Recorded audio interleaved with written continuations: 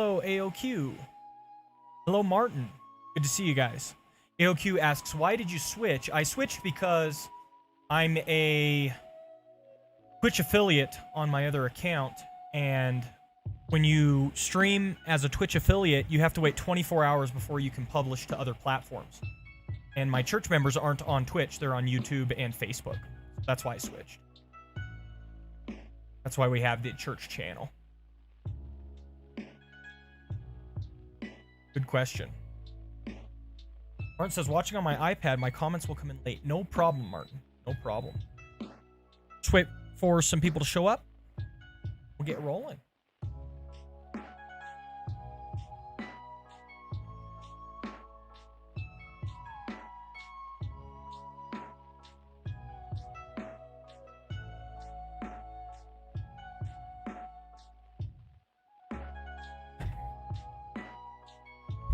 AOQ says, okay, yeah. It's part of being a Twitch affiliate. Only stream to certain things. You have to wait 24 hours before you publish anything to YouTube or Facebook.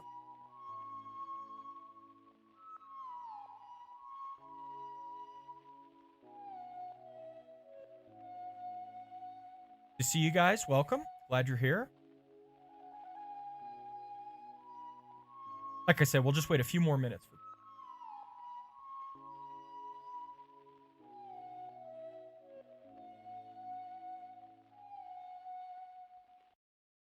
Power Dragon is here. Hello again. God is good. Amen. Good to see you, Power Dragon. Judy's here. Hello from Jim and Judy in Arizona. Good to see you guys. Welcome. Glad you guys are here. Liam's here as well. Good to see you, Liam. For those who don't know, Liam's from Nova Scotia. And for those who don't know, Nova Scotia is in Canada. Just throwing that out there. Some people might have not known that. That doesn't make them bad people. Just saying.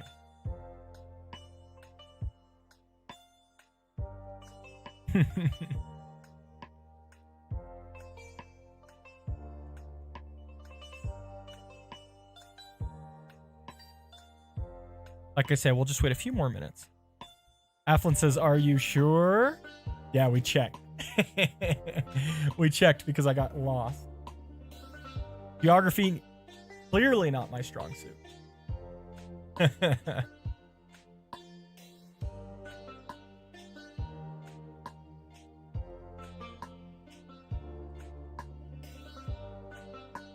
All right, I'll turn off the background music.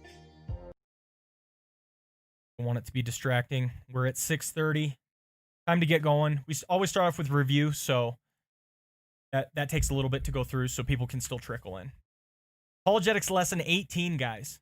Apologetics lesson 18. Shirley is here. Good evening, everyone. Good evening to you, Shirley. Thanks for being here. For those who don't know, this is the Apostle Paul in the Areopagus, which is on Mars Hill, as he preaches the gospel and engages in apologetics, essentially, what he's doing.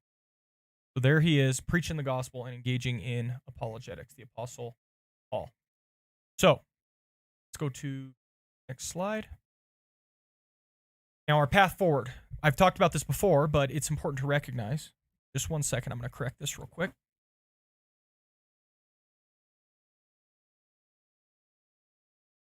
All right, that should be better. So path forward, we've been using Timothy Keller's Making Sense of God, okay, which is a prequel to his book, The Reason for God. Again, I always want to make this caveat because the vast majority of the material in this study is from Keller, and I don't, want it to go out there as though it's my material, I'm making it up. I'm so because absolutely not. Keller, I think, does a fantastic job on this stuff, and I just try to boil it down to its most important, and that's what we're doing here. Now, last time, we're going to do a little bit of review. Last time, we covered the topic of morals, okay? The topic of morals. That's what we covered last time. Very important topic. Very important to cover and recognize that morality, oftentimes, throughout history, has been grounded in religion. Religion and morality often go together. And so worldviews that aren't religious often have problems trying to not be moral. We talked about it. You don't have to believe in God in order to be moral, but to have a foundation for why you are moral. Why should I live this way? A lot of that is grounded in religion.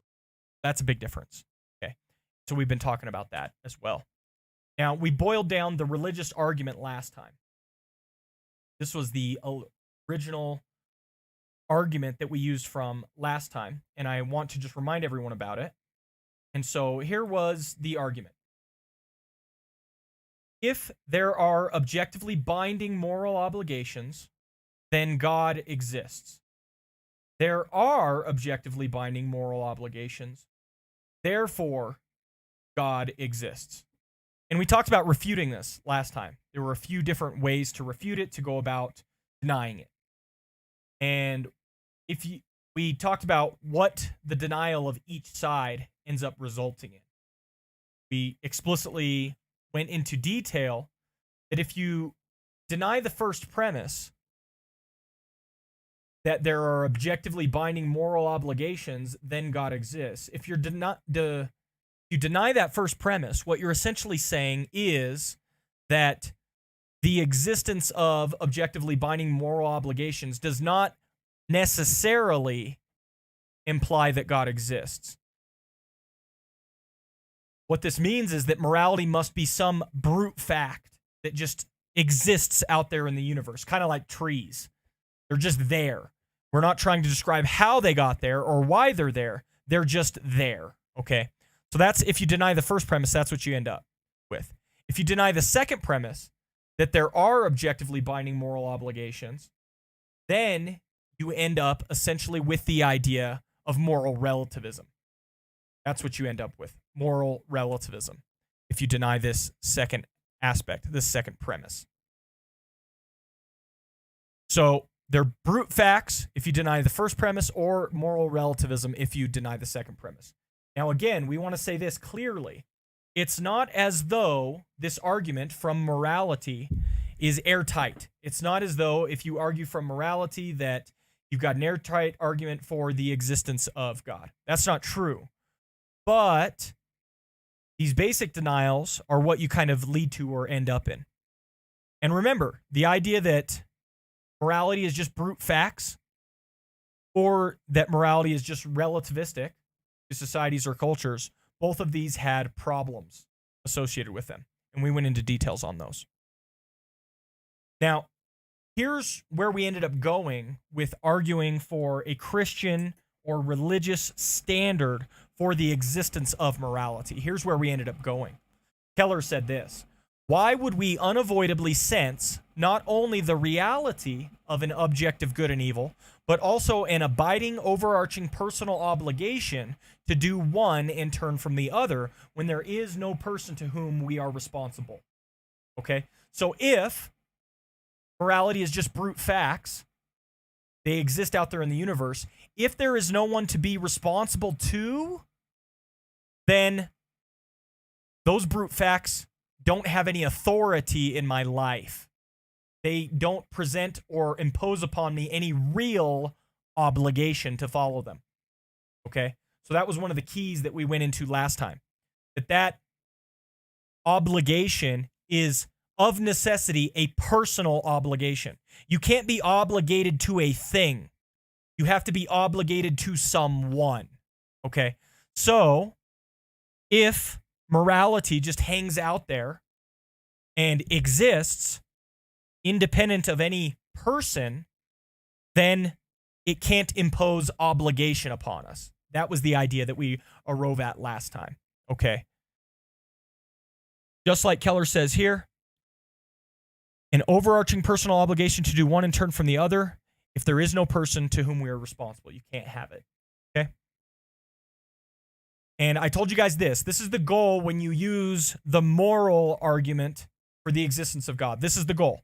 First, you want to get the unbeliever to see that in their heads, their denial of God requires them to abandon objective morality altogether But at the same time, you want to get them to see that in their hearts and lives, they live as though objective morality absolutely exists. We gave an example of somebody who says, everybody should be able to live how they want. You know, it's up to you. YOLO, right? You only live once. Get all your kicks. Do whatever you want. Live however you'd like. Whatever makes you happy is what you should go for. So that is said.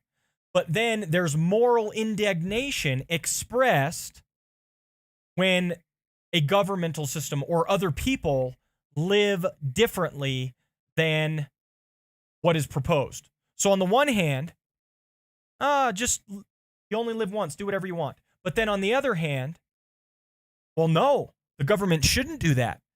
Or I can't believe somebody would do that. That moral indignation that you're expressing demonstrates that inwardly you feel or act as though morality is objective, i.e., it's true for everyone at all times, and it can be demonstrated as such. But your mind can't live consistently that way because you end up with moral relativism when you deny a God to whom we are responsible. So that's the idea we talked about last time. Now, that was just review. Okay, guys? So part of the reason I'm not engaging in a really long discussion about that is the fact that we've already talked about that for the last 2 weeks.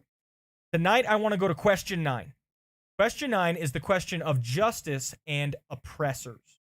Okay? This is something that people are very, very passionate about. Many people are passionate about justice. You hear all the time on social media and things like that about justice, focusing on social justice and that we need to get justice for others. That's an important aspect. And oppression is very, very important in today's day and age too. These are very commonly expressed and discussed and talked about ideas. Justice and oppression. This is something that many people care a great deal about. And so the question is, here's the apologetic idea. Which worldview can account for justice, social justice? And which worldview or worldviews lead to oppression? That's what we want to get into. Okay, so that's what we're talking about tonight. Justice and oppression. Religious worldviews, unreligious worldviews, Christian worldviews, etc. Which ones lead to justice? Which ones lead to oppression? That's the idea tonight. Okay, so that's question 9. That's what we're getting into. And I want to introduce this with an individual approached Keller in his church and said that he had a problem with churches when it came to the topic of justice. And this was the issue that he shared. Very, very insightful, I think, question. Okay? Let's read this. This is just, again, a random individual who came up to him in his church after one Sunday. So, there are two blatant problems in modern churches. One, there are only two kinds of churches, he said. The legalistic and the relativistic. So he said both of these are problems when it comes to justice specifically. He says both are bad news. I want open-mindedness, but real solid values. I can't get that combination in church, he said. He told me some harrowing tales of his experience in some very narrow, abusive, and doctrinaire churches, but then of his disgust with the you can believe anything you like type of denominations as well. These churches are filled with people like me, fleeing the legalists, but what they have created is nothing much more than a social club, because in their effort to eliminate the legalistic tendency, they have swung the pendulum all the way in the other direction where they won't take a stand on any specific values or ideas. And he said these are the only two types of churches out there. Okay? You have really legalistic ones, and they're not open-minded at all, but you've also got churches that don't have any real solid values that you can hang your hat on. Those are the two important things to recognize. Okay? We have Love Everyone in chat. What's going on tonight, Pastor? Doing well. Welcome. Welcome to the Bible study. Glad you're here. Okay, so those are the two ideas that we're talking about right now. These two types of churches. And this is the time where I want you guys to interact. Okay? Here's where I would like you guys to interact. So type in the chat. First of all, do you think this is true? That there's only two types of churches, overly legalistic ones or relativistic ones that have no values they stand upon? First, tell me if you think it's true. The other thing I want you to answer is, do unbelievers think it's true? Do unbelievers think it's true? So whether or not you think it's true, that's the first thing, but then do unbelievers think it's true? Think about the unbelievers you interact with. Do they tend to think of church in a particular narrow way because of the churches they might have interacted with? Okay, so I want you to answer that. Think about that. And then the final one I want you to answer and think about is, what do our answers to these questions mean for our apologetic of justice? What do I mean by that? Well, if this is true or not true, and if unbelievers think it's true or not true, how should we go about talking about justice as Christians? Okay, so I want you to think of those ideas. Is it true that there's only really two types of churches, super legalistic or compromised ones? Is it true that unbelievers think this way? And how should we treat justice as Christians, as the church? How should we talk about it if this is either true or untrue, or if unbelievers think it's true or untrue? I hope that's clear. I know that's a lot of questions at once, but that's what I want you to formulate your ideas around. Type out a couple ideas on whether or not you think this is true, whether or not how you feel unbelievers think about it, and what that means or what the implications are for how we talk about justice with others. And I can see we've already got some ideas in the chat. I appreciate that, guys. That's awesome. Start making a little bit more tea while you guys think about these questions.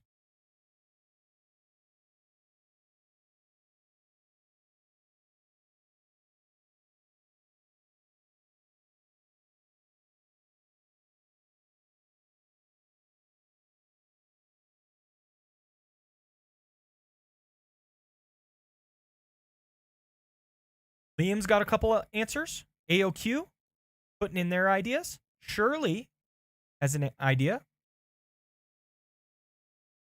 And Aflin as well. Very nice, guys. I'm going to start walking through these. Please keep typing your answers if you are. Liam says not true about just kind of blanket, if it's true or not, right? Not true, says Liam.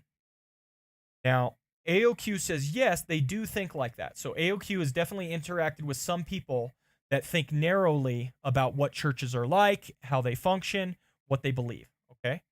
And I think generally when I interact with unbelievers, they often feel that way.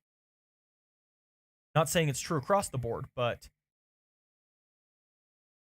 sometimes they feel that way. Liam expressed a different opinion. I don't think unbelievers think it's true, but I've never asked anyone. Okay, good. Shirley says, I do not think this is true, but many times this is what unbelievers see or think they see. Okay, very good. So another example, another experience recognizing that. Aflin says, I don't think it's true, but that's the answer on all of them. Okay, so across the board, Aflin says it's not true. Unbelievers don't think it's true. Got you. Very good. Okay, great, guys. Thank you for that interaction. I appreciate that. So, ultimately, Shirley says, there are also believers who have left church due to some of these problems. Yes, very nice. Exactly. People who were once religious or within the church, but they decided to leave because they said, no, it doesn't actually have answers for some of my hard questions or for some of my views on justice. Very good. Very good, Shirley. Okay, now what we want to approach is, again, twofold method.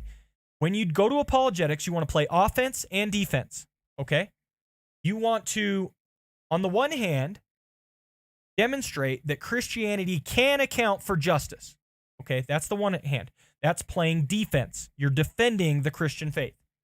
You want to demonstrate that Christianity can indeed account for justice. But on the other hand, you want to play offense as well, which is demonstrating that unbelieving worldviews can't account for justice. Okay? Can't account for social justice the way that people want them. So the question we're really posing out there in the air, whether it's spoken out loud or not, is essentially this. Which worldview provides the best foundation for human rights? That's ultimately the direction you got to go as we're talking about justice. Which worldview provides the best foundation for human rights? That's the direction we need to go.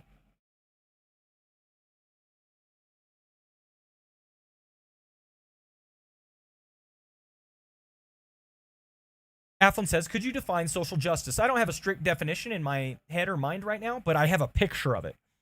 The picture I have of it is all of those people out there who are really advocating for this is right or this is wrong. Things ought not to be this way or things ought to be this way. We should be doing X and not doing Y. Those types of ideas, right? These people are being marginalized. These people are not. These people are underrepresented. On and on you could go. But these ideas of social justice. Okay. Yeah, Cool Blaze says a lot of people mean different things with that term. It has been co-opted by a lot of people. And I'm sorry, maybe I should have come with a strict definition, but my concern is more with the concept or the mentality that is often represented out there. Okay. That's the idea. So, what are human rights and where do they come from? That's what we need to answer. Which worldview provides the best foundation for human rights? In order to answer that, we need to ask ourselves, what are human rights and where do they come from? What do you guys think? What are human rights and where do they come from? And tonight we're mostly going to be playing offense. We're going to be trying to demonstrate that unbelieving worldviews don't do a great job of accounting for human rights. Okay?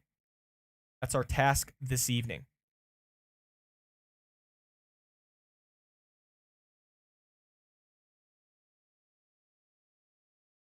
So Liam, in answer to this question, which worldview provides the best foundation for human rights, says, a worldview that is true and can account for absolute moral values is best for providing human rights. I like that, Liam, and it ties together some of the concepts and ideas that we've been talking about previously. Very good.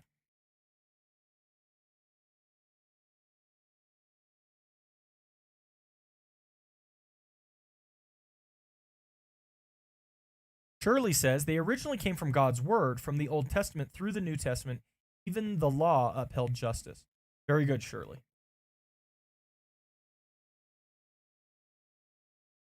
Some grounding, right, in God. And that's what our apologetics has come down to many times. As we talk about different ideas, we recognize the strength and power of having a God to ground these ideas in. Athlon says, evolution has written these on our memories with genetics.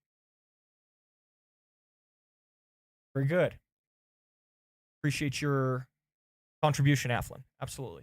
And that's consistent with what you expressed last week regarding morality. You essentially are saying human rights come up in the same way that morality does.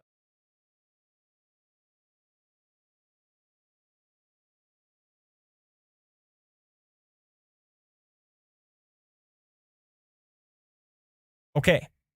Good interactions. I appreciate that. AOQ says human rights are free will in a way. Okay, so you're saying, I just want to make sure I get it right, AOQ. You're saying that as we exercise free will out in the world, as we live in alignment with our beliefs and things like that, that is our human rights. That's like an element of human rights, right? That we can live freely how we choose to, in a sense.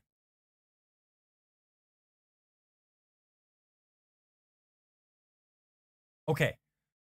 Very, very nice interactions, guys. I appreciate that. I'm going to read this quote from Keller. Okay. He kind of goes into this idea a little bit. Again, from a Christian perspective, trying to demonstrate that unbelieving worldviews can't account for human rights in the proper way. AOQ says yes. Okay, good. Coolblay says, when people appeal to human rights, they are not appealing to how we come to believe that they exist, evolution. They're appealing to something they believe has an ontological grounding and reality. Very nice, Coolblaze. Very, very nice. Shirley says, many people in history state or rely on examples from the Bible when upholding justice for all. Yeah, very good point. Treat others how you would want to be treated. Right, Shirley? People say that all the time. Treat others how you would want to be treated, thinking that they're just appealing to a general idea, when in reality, Jesus said that. Yeah, very, very good point, Shirley. Okay, guys, let's look at what Keller says about human rights as we've been discussing them. Keller says, a human right is an obligation or claim that a person has on you when she enters your presence. She has the right not to be killed, tortured, defrauded, or abducted, and she may have other rights as well. And she has these rights not by virtue of being a particular race or gender, or being of a certain moral character, or being able to contribute to society and the economy. She has these rights simply by being a human being. End quote. So what's the point here Keller's trying to make? Human rights are rights that we have precisely because we're human. They are not contingent upon anything else. Again, Keller says here, it's not because you're any particular race or gender. It's not because you have a certain moral character. It's not because you're able to contribute to society and the economy. And it's just by virtue of the fact that you are a human being. That's what a human right is. A right granted to you by virtue of the fact that you are human. That is what Keller communicates and means when he says that we have human rights. These are rights that you have simply because you are human. Okay. Key idea. Very, very key idea. Back to this. Now, here's the next one. This harkens back to some previous lessons. Keller talked about human rights that are true and exist simply because you're human. What's the one-word question we always ask in apologetics?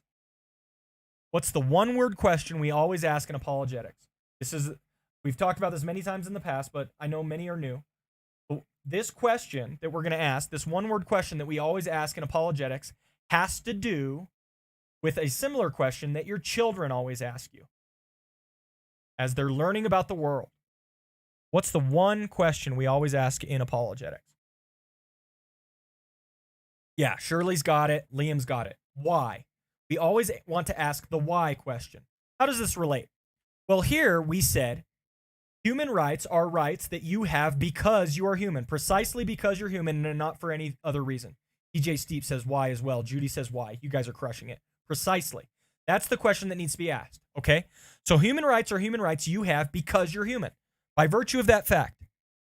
Not because you have moral character or you have a particular race or gender or you're able to contribute to society and the economy. None of those reasons are the reasons you have a human right. And instead, you have a human right by virtue of the fact that you're a human being. But here's the million-dollar question. Why? Why should you have a right merely because you are human? Okay? Now we're not discussing or debating whether or not humans have rights. Instead, we're discussing or debating where they come from. Why do we have them? This goes back to what Cool Blaze said earlier. Again, it's not in the chat right now, but what Cool Blaze said earlier is this. When people appeal to human rights, they're not appealing to how we come to believe they exist. They are appealing to something they believe has an ontological grounding in reality. We have to answer the why question when it comes to human rights. We need to figure out why we have them. Why do they exist? Why should human beings have any rights at all? Okay? So that's a key idea. Good job, guys. Why?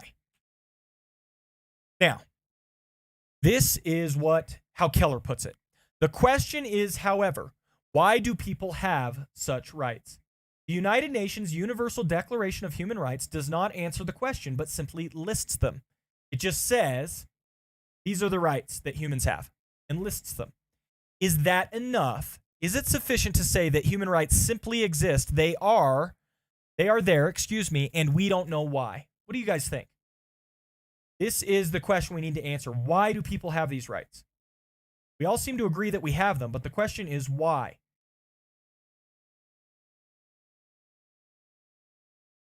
Aflin says, because groups of people who did not respect those views were wiped off the planet mostly.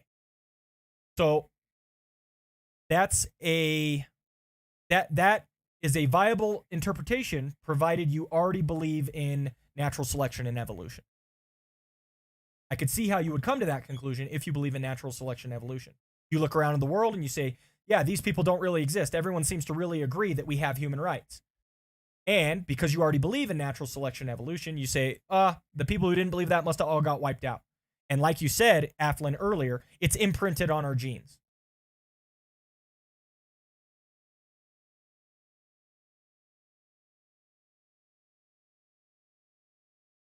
Liam says, evolution only provides us what is the case. It cannot provide an ought morality. Correct. That was in our review. We talked about moral oughts. You have to have somebody you're answering to in order to have a moral ought. Correct. So, is it sufficient to say human rights simply exist, they are there, and we don't know why? And of course, our contention apologetically is going to be no. That's not sufficient. Okay? Now, here's one common way to account for human rights outside of religion or God. Here's a common way. And I want to know what you guys think about it.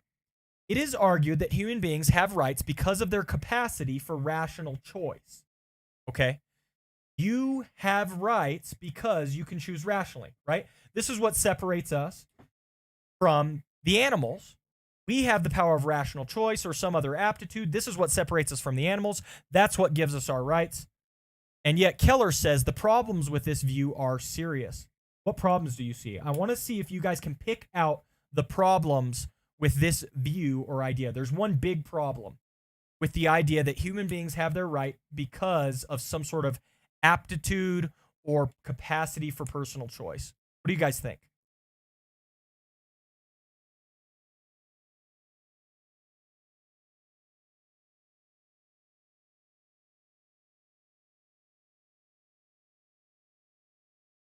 It is argued that human beings have rights because of their capacity for rational choice or some other aptitude.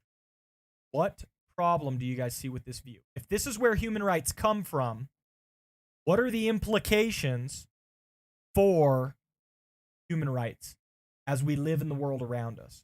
What do you guys think? I'm hoping you guys can pick up on this one. It's a little tough, but if you can pick up on it, it's a key idea. Very key idea.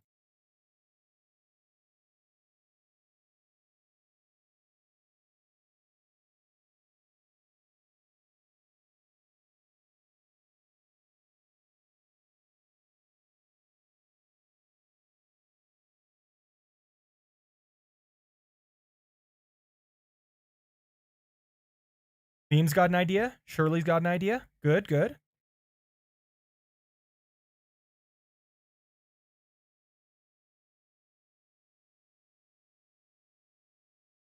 Good. Judy's got an idea.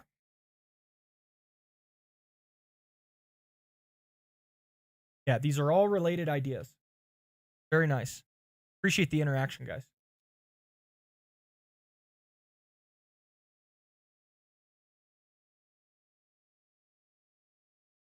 Okay, so Judy says our nature is sin. See, that's correct.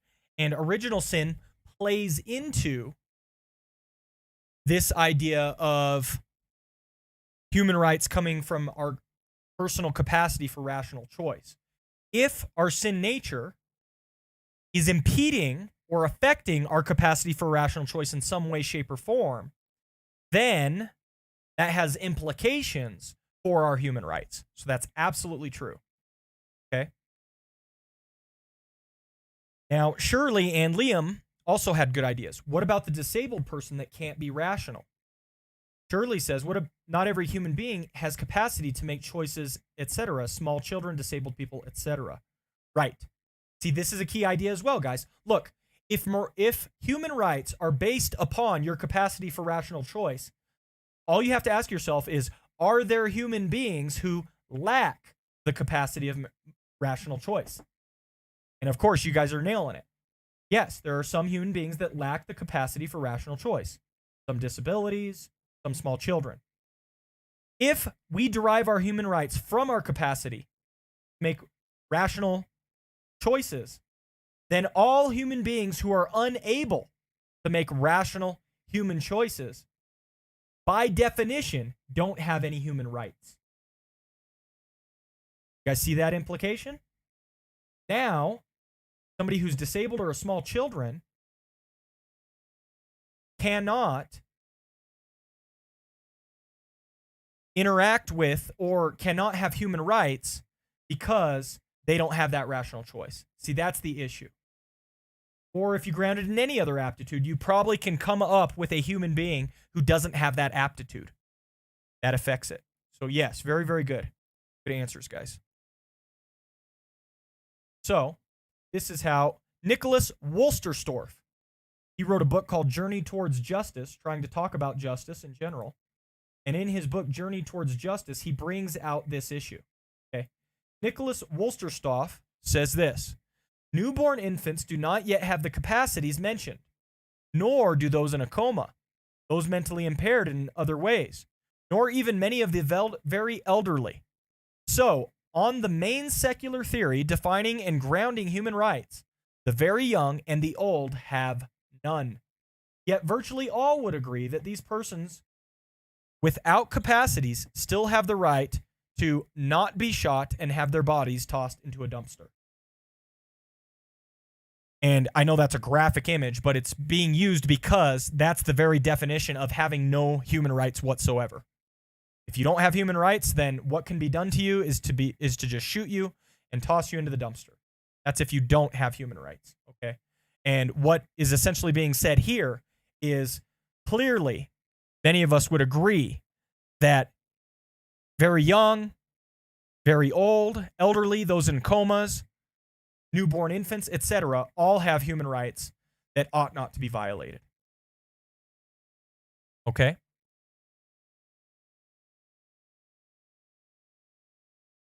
So that's one idea. And what this is trying to demonstrate is this common perspective that we achieve our human rights just because we have a capacity for rational choice. It begins to fall apart. You see? It falls apart. This can't be the grounds of justice or human rights. So that one goes away. Here's the next one. This is a popular, you may have heard of this before as we walk through it. This is a popular thought experiment proposed by John Rawls. Okay? Popular thought experiment proposed by John Rawls. He proposed a famous thought experiment. Imagine people coming together to decide the kind of society they want to create, but doing so behind a veil of ignorance. They don't know what race, age, level of intelligence, or talent, gender, or education level they will be or occupy in this society. Okay, so this is the thought experiment. You gather together with the rest of the human race. There's 4 point whatever billion of us. We all gather together, and we all are going to design a society. But we don't know any of the differentiating factors about ourselves when it comes to this society. So we don't know what color our skin's going to be. We don't know how old we're going to be. We don't know how smart or dumb we're going to be. We don't know what our gender or education level is going to be.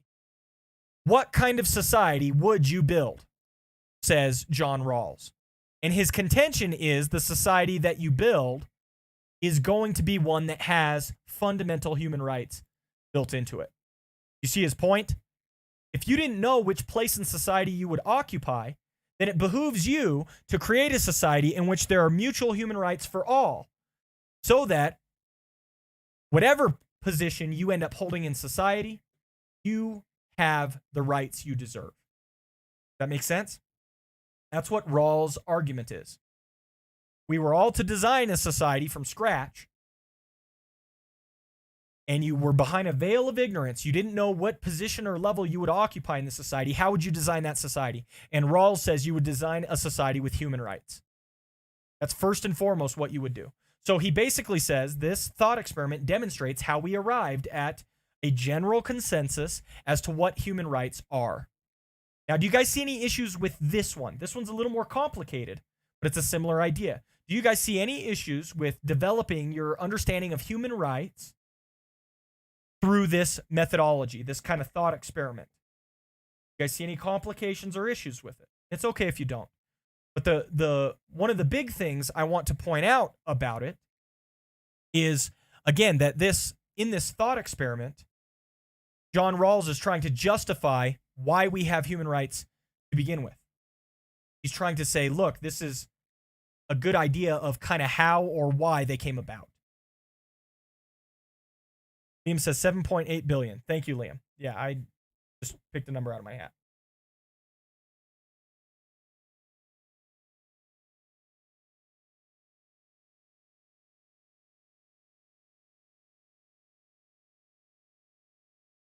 Would we all come to the same conclusion as to what human rights are if we used Rawls' method? What do you think? Would we all come to the same conclusions if we used Rawls' method? Would we all be in agreement? Guys, we need to create a society with human rights. It should be like this. What do you guys think? Because that's what Rawls was essentially proposing. He said, look, we can all agree on these fundamental human rights that we have. Why? Because if you did this thought experiment, we'd all come up with the same society. We'd all come up with the same rights. Stone Dial says, I'll build my society in Nova Scotia. Very nice, Stone Dial. Aflin says, if only we knew where it was.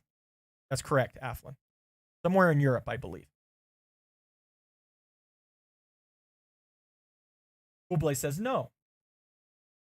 Shirley says, each person comes different circumstances and will probably come to different conclusions as to what is human rights. Very good, Shirley. Very good.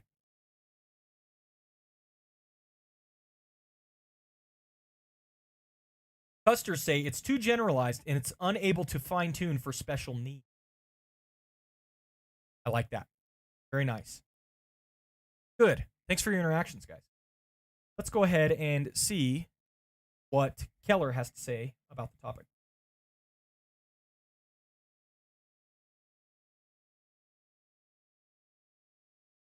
Keller says this: there are fundamental ways you view the world that aren't simply reduced to rights. See, this is what Keller's getting at. It's a combination of what Shirley was saying, what the Custers were talking about, etc. There are fundamental ways you view the world that aren't simply reduced to rights. He gives an example. For example, if you have a more individualistic view of human nature, then, however poor you might be, you would want a society with all of the emphasis on personal initiative and free market. Stereotypical capitalistic, small government type of mentality, right? With no impediments to free enterprise. A different view of things might lead you to design a much greater role for government in help of the poor and the regulation of markets. Your preference for one or the other goes beyond rational self-interest to beliefs about human nature. See, this is what the Custers were saying. It's too simplistic. It's too simplistic an idea. Because even though all of us would be sitting down and saying, we're going to design the best, most balanced, most fair society we possibly can design, and it will have human rights in it, we're going to disagree about how those human rights are fundamentally applied. You see what he's getting at? We're not going to be on the same page in terms of where that goes. How are these fundamental human rights applied? What's the best way of accomplishing them? We're not going to be in agreement on that. Why? Because even though we all might agree that human rights are important, we're not going to agree on what are the best means or ends to achieving those human rights. Therefore, compromising this as a standard or a foundation on which to build a society of human rights. It doesn't end up working because your opinion is informed by more than merely Rawls' thought experiment. You have other ideas. It's too simplistic, just like the Custers said. Coolblaze says, someone might say the strong one will win and they will be perceived as right, but that says nothing as to who was actually right. And that's precisely true, Coolblaze. What's morally right or an ought out in the universe? Coolblaze says the problem happens when your right disagrees with my right. Who is actually right? Correct. In the universe, objectively speaking, who is actually right? Very nice. So, we'll get into this. So even behind a veil of ignorance, says Keller, people will not choose the same kind of society. Because as Harvard political philosopher Michael Sandel insists, all notions of justice are inescapably judgmental. The idea that we should not bring moral or religious convictions to bear on public discussions about justice is frankly impossible. End quote. I want you guys to see that. Because a lot of people say or think, look, you can have your opinion on that stuff, but don't bring it into the public sphere. Don't bring it into the public arena. But ultimately, using Rawls' thought experiment, we couldn't arrive at the same conclusions because we brought other ideas into the discussion, into the construction of society and human rights and morality in the public sphere. It of necessity happens, says Michael Sandel. All notions of justice are inescapably judgmental. The idea that we should not bring moral or religious convictions to bear on public discussions about justice is impossible.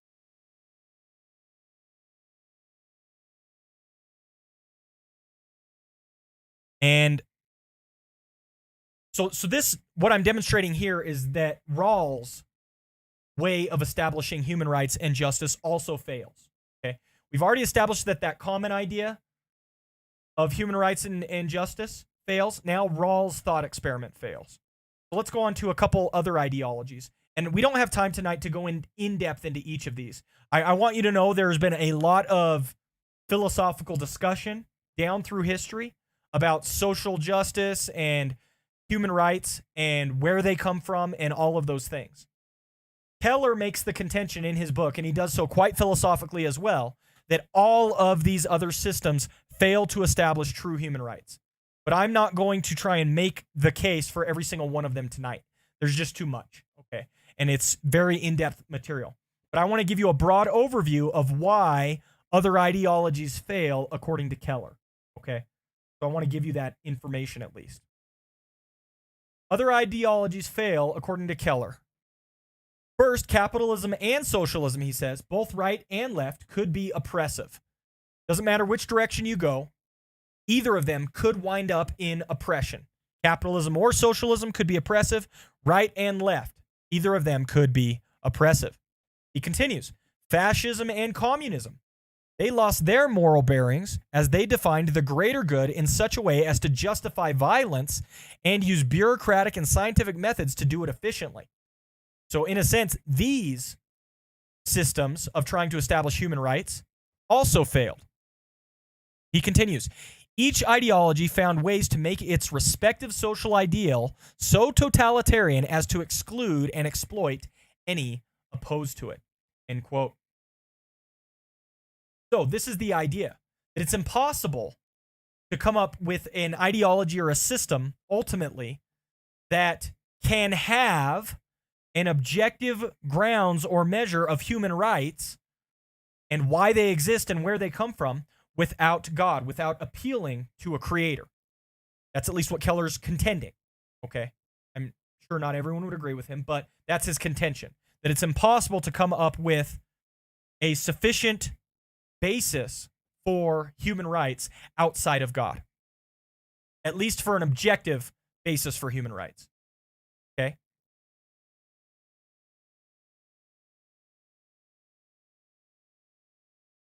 Now, we've got one more issue to deal with.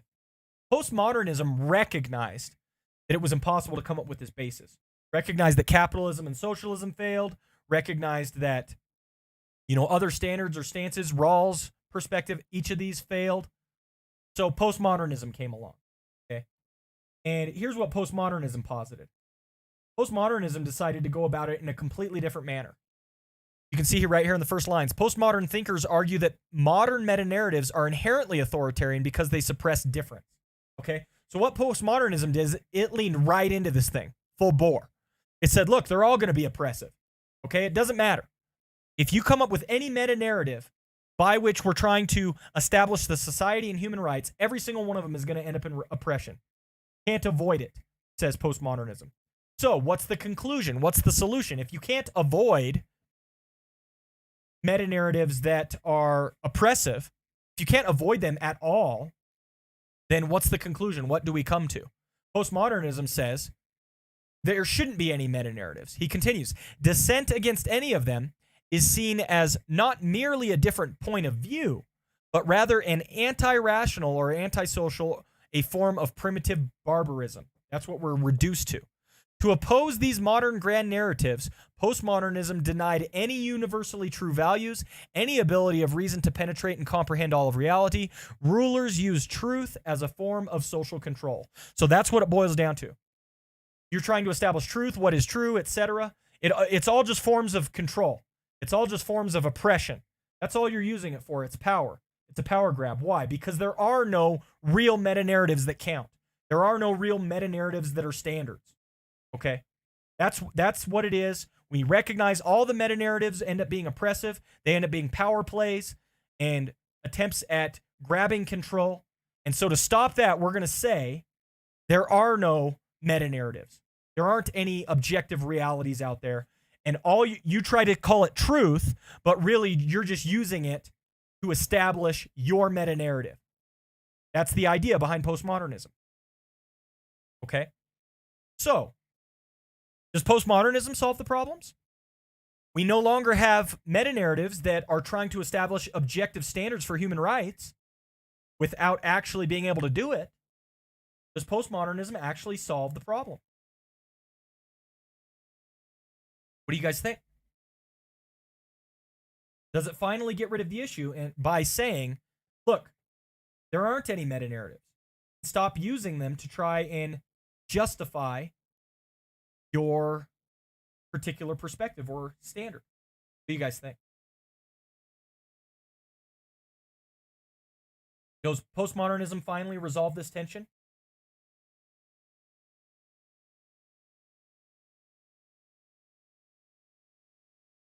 That's what it's aiming to do.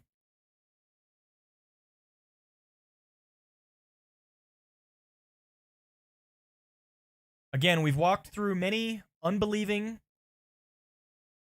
objective meta-narratives, see their failings. So now we have one that kind of establishes more of a subjective. Liam asks, what is a meta-narrative? Is it absolute truth? No, it's these ideas like Rawls' standard of formulating a basis for social justice. That's one of these meta-narratives.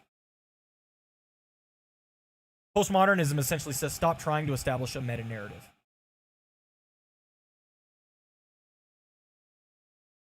Kublai says, so when you go beyond merely opinion about values to making truth statements, that either correspond or don't to what is, saying my own opinion doesn't really follow in those situations IMO. I see. And you're talking in part of your conversation with Ath. That makes sense.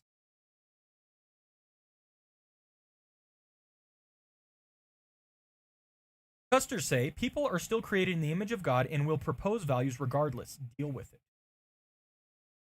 Very nice and a little feisty. I like it. Shirley says, no, they will have their own points of view and objectives, thus creating their own problems. Very nice. Very, very nice.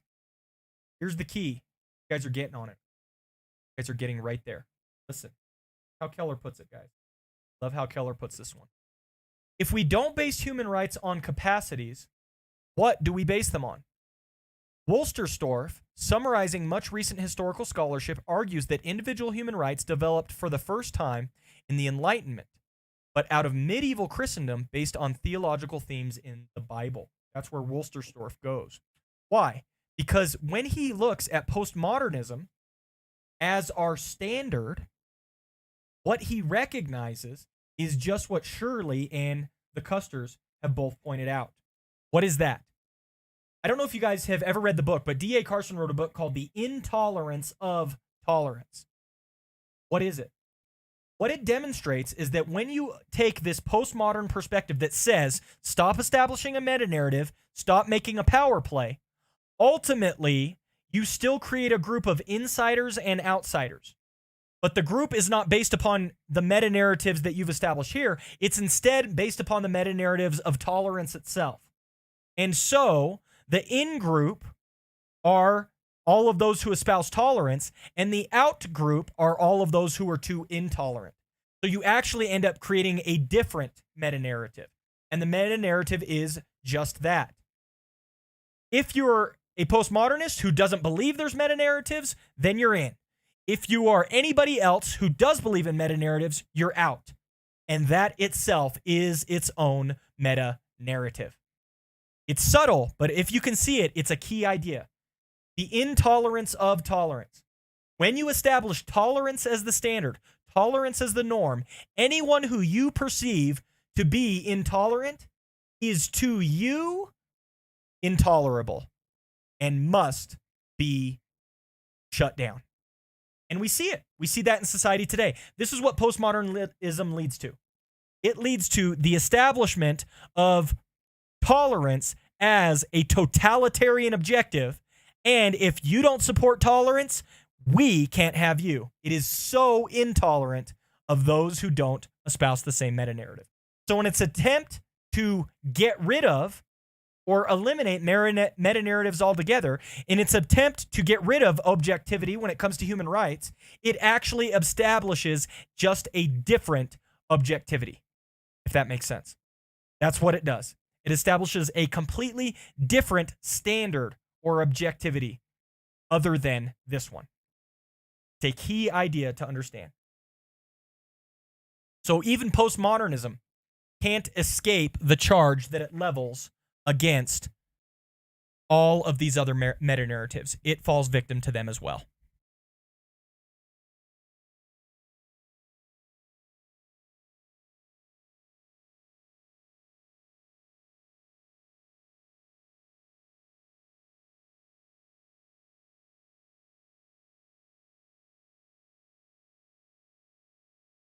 Liam says, so a narrative is standard. Yes, it's inescapable.